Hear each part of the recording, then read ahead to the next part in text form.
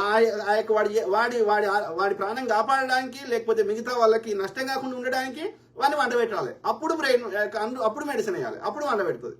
కానీ చిన్నదానికి పెద్దదానికి మెడిసిన్ వేయడం తప్పది. బ్రెయిన్ ఎట్లా పని చేస్తుంది?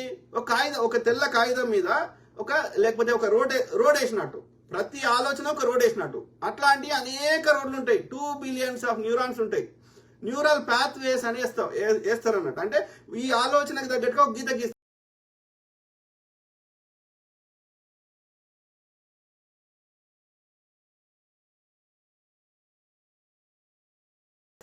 సో ఆ గీత తగ్గట్టుగా అట్లనే ప్రవర్తిస్తారు నెక్స్ట్ టైం కూడా.